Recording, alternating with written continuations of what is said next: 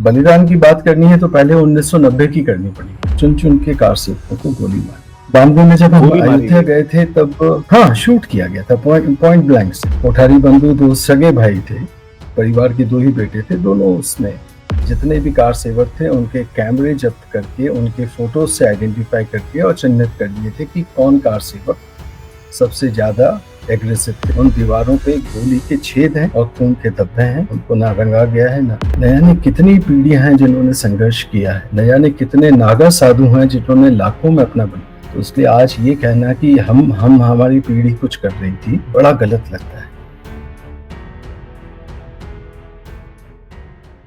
आज हम सब खुशी मना रहे हैं कि भगवान राम का मंदिर बनने वाला है, लेकिन कितने लोगों ने क्या क्या बलिदान दिए हैं वो हम उन्हीं से जानेंगे जिन्होंने एक्चुअली दिए हैं। आज हमारे साथ कार सेवक जुड़े हैं जिन्होंने भाग लिया था राम मंदिर के आंदोलन में, जिसकी वजह से जो हमारे आराध्य हैं श्री राम, उनके मंदिर को बनते हुए आज हम देख पा रहे हैं। स्वागत करते हैं आदरणीय सर का। सर स्वागत है आपका, कैसे हैं आप? जी बहुत बहुत धन्यवाद आप लोगों का। मुझे लग रहा है कि बलिदान कहना ज्यादा हो जाएगा। मैं आज भी अपने आप को याद दिला रहा हूँ इस बात को कि जब मैं आपसे बात कर रहा हूँ तो मैं अकेले अपने लिए बात नहीं कर रहा। उस समय 1.5 लाख कार सेवक अयोध्या में मौजूद थे। उन 1.5 लाख से मैं अकेला 1/1.5 लाख सिर्फ वो हूँ। तो जो भी बोलूंगा वो उनके सम्मान में और उनके बिहाफ पे बोलूंगा। लेकिन ये भी सही है कि जो उन 1.5 लाख का जज्बा था उसमें मेरा भी जज्बा 1% भी कम नहीं था। हम सब लोग ही बराबर थे, भाई थे और मिलके कुछ किया था जो जरूरी। सर बिल्कुल, हम जब आपकी कहानी सुन रहे हैं तो हम उन 1.5 लाख कार सेवकों की कहानी सुन रहे हैं, उसे महसूस करेंगे। आप आरएसएस से जुड़े हुए हैं तो क्योंकि इतनी इंपॉर्टेंट ऑर्गेनाइजेशन है, मुसलमानों ने इसे टेररिस्ट ऑर्गेनाइजेशन की तरह बताने की कोशिश की है पूरी जनता को। सर मैं उसका एक बैकग्राउंड चाहता हूँ। आरएसएस कैसे अस्तित्व में आई थी, उसका लक्ष्य क्या है, वो किस तरीके से ऑपरेट करती है? मैं स्वयं सेवक हूँ, लेकिन हम स्वयं सेवक अपनी मर्यादाएं जानते हैं और अनुशासन हम लोग दिल से अपने ऊपर इतना लागू करते हैं कि कभी भी अनुशासन की मर्यादा को पार नहीं। हाँ, कुछ बातें बुनियादी जो आम सभी लोगों को पता है सिर्फ उतना मैं बताऊंगा, अन्यथा ये प्रयास नहीं करूंगा कि मैं कोई संघ का प्रवक्ता हूं और उसके बिहाफ पे। 1925 में डॉक्टर हेडगेवार साहब ने संघ की स्थापना की। डॉक्टर हेडगेवार साहब मूल रूप से कांग्रेस के कार्यकर्ता थे जो कि आजादी के आंदोलन में कांग्रेस के सभी कार्यकर्ताओं के साथ कंधे से कंधा लड़ाकर लड़ रहे। 1 साल की उनको जेल होती है, 1 साल की जेल काटकर वो आते हैं। लेकिन उसके बाद कुछ हालात इस प्रकार से बदलते हैं कि 1925 में वो मजबूर हो जाते हैं इस बात के लिए कि हिंदुओं को संगठित करने के लिए और हिंदुओं को उनका अधिकार दिलाने के लिए एक संगठन अब आवश्यक हो चला। और इसका सबसे बड़ा कारण था कि जो तुर्की में खिलाफत आंदोलन चल रहा था। तुर्की का बहुत संक्षेप में मैं बता दूं आपको, अंग्रेजों ने वहाँ के जो खलीफा थे मुसलमानों के, उनको अपदस्थ कर दिया था, हटा दिया। उसके ऊपर से देश पूरे विश्व भर में कई जगह पे मुसलमानों की नाराजगी। लेकिन अति यह हो रही थी कि तुर्की दिल्ली से कई हजार किलोमीटर दूर है और दिल्ली से कुछ हजार किलोमीटर अपना केरल है। लेकिन केरल में लगभग 20 से 50 हजार हिंदुओं का कत्ल इसलिए किया गया कि अंग्रेजों ने तुर्की के खलीफा को हटा दिया था। 20 से 50 हजार हिंदू एक आंकड़ा बन जाता है, लेकिन जरा सोचिएगा कितनी बड़ी संख्या थी और क्यों मारे जा रहे। और उसपे से गांधी जी का स्टेटमेंट ये था कि एक बार मैं आजादी के आंदोलन को अभी रोक सकता हूँ, लेकिन खिलाफत आंदोलन यानी खलीफा को हटाने का जो आंदोलन था उसको किसी हालत में नहीं रोकना चाहिए। जितने भी हिंदू थे वो सोचने पे मजबूर हुए कि क्या ये लक्षण इनके ठीक है, और उसमें से जन्म लिया था 1925 में संघ। संघ अब अपने 100 साल पूरे करने जा रहा है। गौरवशाली यात्रा रही है और आज तक कभी भी अपने लक्ष्य से 1 इंच भी भटका नहीं है। देश के राष्ट्र के परम वैभव की कल्पना है और परम वैभव भी ये मानकर है, ये एक हमारा तरीका है जिससे कि पूरे विश्व में हम खुशहाली और शांति ला सके। यदि हम शक्तिशाली बनेंगे तो ही जाकर हम बात कर सकते हैं विश्व शांति की। अगर हम कमजोर हैं तो हर जना हमें दबाता रहा है और दबा। एक बड़ा अजीब संगठन है, इसमें लोग जुड़ते हैं और सिर्फ देने की अपेक्षा होती है। जीवन में आपको जो पाना है उसके लिए आप खुद अपने पुरुषार्थ से हासिल करिए, और जब आपके मन में आए कि अब मुझको अपनी माँ को कुछ देना है, तब संगठन से जुड़िए, संघ से। और ऐसे लाखों कार्यकर्ता हैं संगठन के पास जो सिर्फ देना जानते हैं। जब जरूरत पड़ेगी देने के लिए आएंगे, काम करेंगे और चुपचाप चले जाएंगे। ये अद्भुत ताकत है संगठन। मैं बैकग्राउंड जानना चाहता हूँ कि ये जो मूवमेंट जिसको अभी हम डिस्क्राइब करने जा रहे हैं वो शुरू क्यों हुआ, क्या परिस्थितियां थी जिसमें ये राम मंदिर आंदोलन शुरू किया गया। लगभग 1527-1528 में बाबर ने हमारे इस पावन मंदिर को तोड़वाया था, लेकिन उसके बाद से न जाने कितनी पीढ़ियां हैं जिन्होंने संघर्ष किया है, न जाने कितने नागा साधु हैं जिन्होंने लाखों में अपना बलिदान। तो इसलिए आज ये कहना कि हम हमारी पीढ़ी कुछ कर रही थी, ये बड़ा गलत लगता है। सबसे पहले तो उनकी बात करूं मैं कि जिन्होंने आज तक इतने बलिदान दिए फिर भी बचा के रखा। देखिए, एक बात को आप सभी को ये ध्यान में रखना चाहिए कि न जाने कितनी संस्कृतियां हैं जो कि 100% थी गैर मुस्लिम और उसके बाद लगभग 100% मुस्लिम बन चुकी। हम सीरिया की बात करें, हम ईरान की बात करें, पर्शिया का तो सिविलाइजेशन बहुत मजबूत, और इंडोनेशिया तक जाकर देखें, सारे के सारा बेल्ट 100% कन्वर्ट हुआ है। सिर्फ आपके पुरखे थे, पता नहीं किस मिट्टी के बने हुए थे। 10,000 यहाँ मार दिए गए, 20,000 वहां मार दिए गए, 50,000 का कत्ल कर दिया गया दिल्ली में। किस लिए? कि मुस्लिम बने। लेकिन नानी किस मिट्टी के बने थे ये कि जो चले गए वो तो चले गए, लेकिन उनकी मौत को, खौफनाक मौत को देखने वाले भी 5 लाख 10 लाख हिंदू परिवार जो थे, उसके बाद भी मुसलमान नहीं बनते थे हिंदू।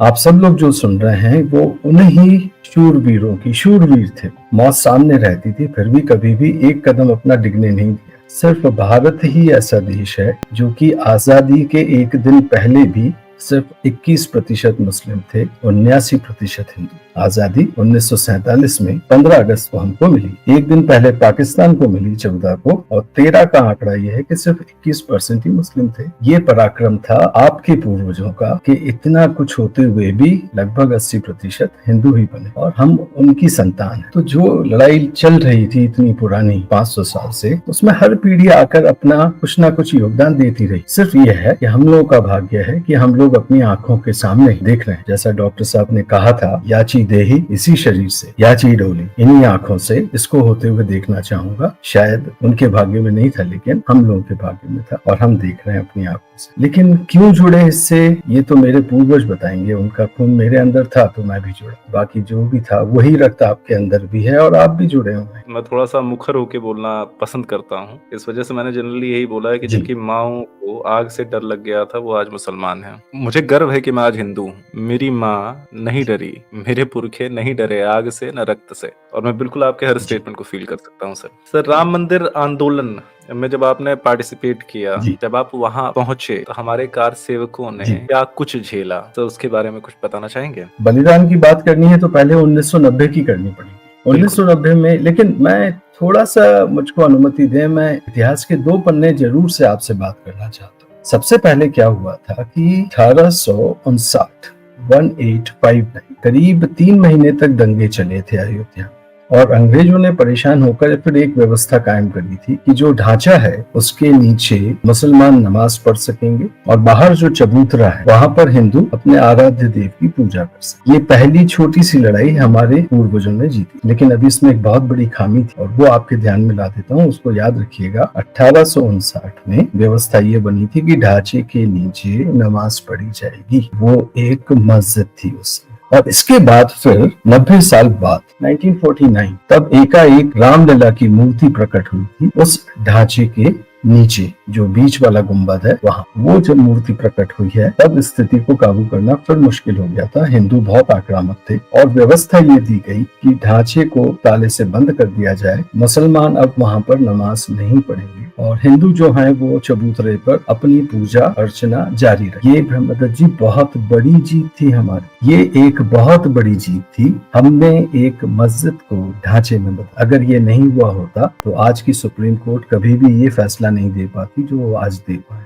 एक दूसरी चीज फिर 1992 में हुई थी, जब उस ढांचे को भी ढहा दिया गया था। रातों रात काम हुआ था, अभी अपन उसके ऊपर बात करेंगे। और पूरा सामान लेबल कर दिया गया था उसको, बल्कि एक छोटा सा रामलला का मंदिर भी वहां पर बना दिया, यानी अब ढांचा भी नहीं। ये 2 जो बड़ी घटनाएं हुई हैं, उसके बाद ही ये हो पाया है कि सुप्रीम कोर्ट ये फैसला दे कि ये पूरा क्षेत्र, पूरी धरती हिंदुओं की है और उनको मिलनी चाहिए राम मंदिर बनाने। अगर ये दोनों चीजें नहीं हुई होती तो मुझे बहुत गंभीर शंका है कि सुप्रीम कोर्ट इस फैसले को देने की कभी हिम्मत। प्लेसेस ऑफ वर्शिप एक्ट आ गया होता ना, अगर ये सारी चीजें नहीं होती तो कभी ये जजमेंट नहीं आ सकता था, क्योंकि ये ढांचा आजादी से पहले से विवादित था, तो इस वजह से ये जजमेंट आ पाया है, नहीं तो वाकई में बहुत मुश्किल होती। जी सर। और अगर वो मस्जिद में नमाज पढ़ना बंद नहीं होती तो आज की तारीख में भी ये संभव नहीं हो पाता कि एक मस्जिद में जहाँ नमाज पढ़ी जा रही हो वहां पर आप जाकर और उसको हिंदुओं को देखें, बड़ा मुश्किल होता है। इसलिए दो पीढ़ियों ने गजब के काम किए थे। एक उधर की पीढ़ी ने जिन्होंने सबसे पहले उसको विवाद करके खड़ा किया था 1859 में, फिर जबकि ढांचे को बंद करवा दिया था, और फिर तीसरा तो अपन सब थे जिन्होंने की 92 में पिया पांचा पूरा कर दिया। लेकिन 90 में बलिदान हुआ। 90 में जब कार सेवक गए तब कैमरे जो थे कार सेवकों के वो जब्त किए गए, उससे ढूंढ कर दूसरे दिन और चुन चुन के कार सेवकों को गोली मारी। 92 में जब हम अयोध्या गए थे तब हाँ शूट किया गया था पॉइंट ब्लैंक से। कोठारी बंधु दो सगे भाई थे, परिवार के दो ही बेटे थे, दोनों उसमें बलिदान हुतात्मा बने। और इंडियन पुलिस ने शूट किया था, यूपी की पुलिस ने शूट किया था आजाद भारत में। मोस्ट प्रोबेबली पीएससी रही होगी, क्योंकि उस समय पीएससी का नाम बहुत चर्चित रहा था। लेकिन फिर भी यहाँ पर मैं आपसे बोलूंगा कि शायद हो सकता है मैं गलत हूँ, but 99% it was PSC UP की। तो 90 में बलिदान हुआ जिसमें कि रक्त की जो आहुति देनी थी वो दी कई वीरों ने।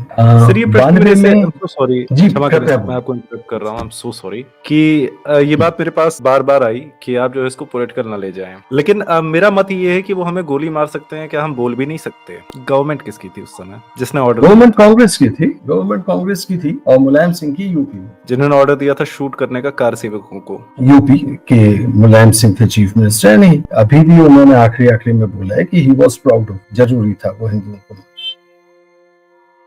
उन्होंने ये स्टेटमेंट दी है कि उन्हें गर्व है कि उन्होंने हिंदुओं को गोली मारी जो उनके आराध्य थे। उन्होंने गर्व शब्द नहीं बोला था, उन्होंने बोला था ये जरूरी था, और जिस तरीके से बोला था उससे साफ था कि उसको गर्व था इसमें।